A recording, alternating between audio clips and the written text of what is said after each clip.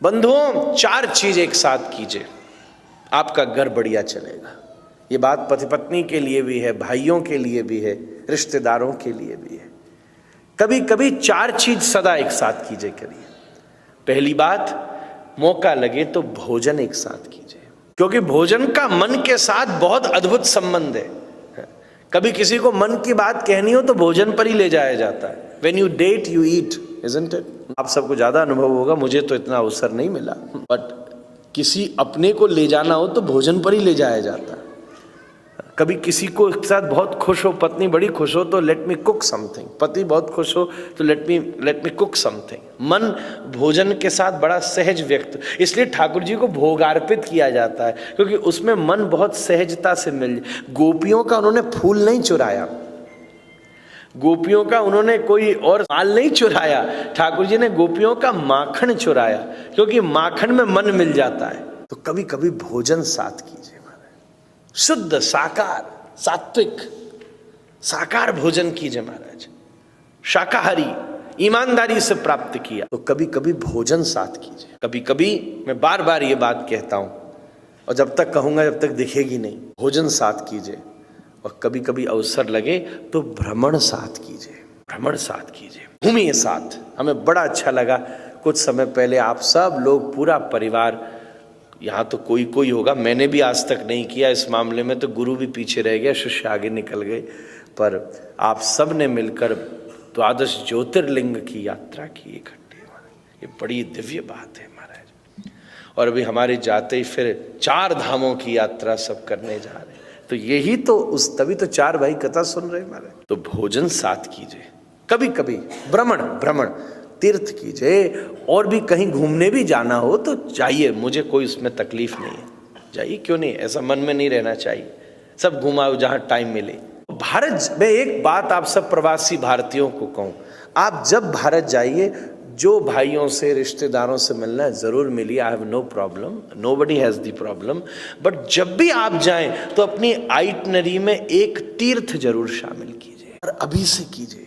जब भी जाएं तो हम कोई एक स्थान का दर्शन करके आएंगे। अच्छी बात है, रिश्तेदार आपसे बड़े खुश होते होंगे, अच्छी बात है। कभी कभी बहुत ज्यादा खुश नहीं भी होते होंगे, भाई बाप बड़ी भारी कनाडा से आए, आप कुछ भी ले जाओ, चाहे बढ़िया से बढ़िया टी शर्ट ले जाओ, चांदी चौक में 25 रुपए की मिलती है, हाँ, पर ठीक है, वहां भी आप लगाइए ये टाइम, थोड़ी देर खुश हो जाइए, कोई बात नहीं है, आपका ही मन लगता है। देखो उनको भी अच्छा लगता है कि भाई अब विदेश से हमारा रिश्तेदार आया है, ऐसा हमने देखा भारत में खास। फिर तो स्पेशल परिचय दिया जाता है, महाराज ये मेरी चाची है, कनाडा रहती है। वाह भाई, मैंने कहा चाची है इतना ही पर्याप्त है, कनाडा क्यों डाल दिया तेने बीच में।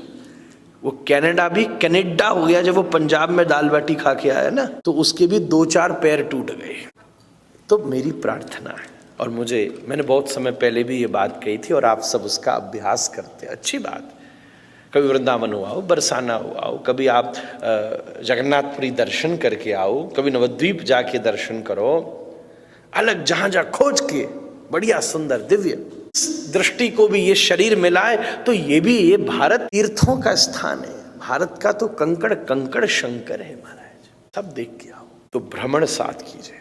तीसरी बात, भाष्य का मतलब सब लोग कभी कभी बैठ के get together, just have a good conversation, कोई अच्छी चीज पर, केवल प्रदर्शन पर ही नहीं कि ओ हमने ये खरीदा है, हमने ये बनाया है, हमने ये देख, जस्ट हम अच्छे अपने लाइफ के डिफरेंट एस्पेक्ट, कोई बहुत मेजर डिसीजन हो, शादी हो, कोई व्यापार हो, कोई एक बड़ी प्लानिंग कर रहे हो, उस समय परिवार के प्रत्येक व्यक्ति के मत ले लेने से अच्छा रहता है। करो वही जो आपको लगे, सबकी नहीं करना, नहीं तो वो वही वाली स्टोरी हो जाएगी कि भाई यहाँ पर खुशबूदार अगरबत्ती बिकती है। पर भाष्य करो, थोड़ा समय लगने पर अपडेट ले भी लो और थोड़ी दे भी दो। परिवार के बीच थोड़ी सी अपडेट ले लो, थोड़ी सी अपडेट दे दो, यही तो परिवार का महत्व है। तो भोजन, भ्रमण, भाष्य, और चौथी चीज है भजन। सब परिवार एक साथ, आप सब भाई भी, अगली पीढ़ी भी, और भी बच्चा भी। मुझे इतना अच्छा लग रहा है इस बार आप सबको, तो मैं खूब कथा सुना चुका हूँ, पर हमारी मनीषा जी इस बार सारे रिकॉर्ड तोड़ रखे इन्होंने। She is coming every day and I am बहुत हमको इस बात की तसल्ली है, खुशी है, प्रसन्नता है। अब सही बात तो ये है, डॉक्टर साहब हमारे इतनी दूर से आए, गौरांग आए, सब ये जो ये युवा हमारे बालक, कईयों का नाम मैं नहीं जानता हूँ सॉरी, पर कई हैं जो युवा रोज सुन रहे हैं।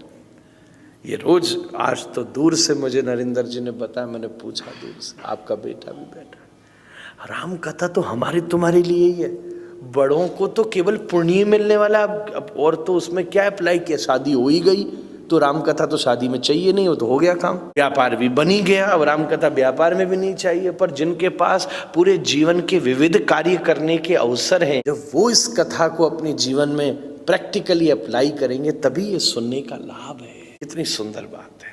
कम से कम 3 जनरेशन अगर ऐसा करें, कभी कभी भोजन अगर आपके घर हैं, कभी कभी भ्रमण, कभी कभी भाष्य और कभी कभी भजन, आपका गृहस्थ धर्म अर्थ काम मोक्ष चतुर्विध पुरुषार्थों से युक्त रहे।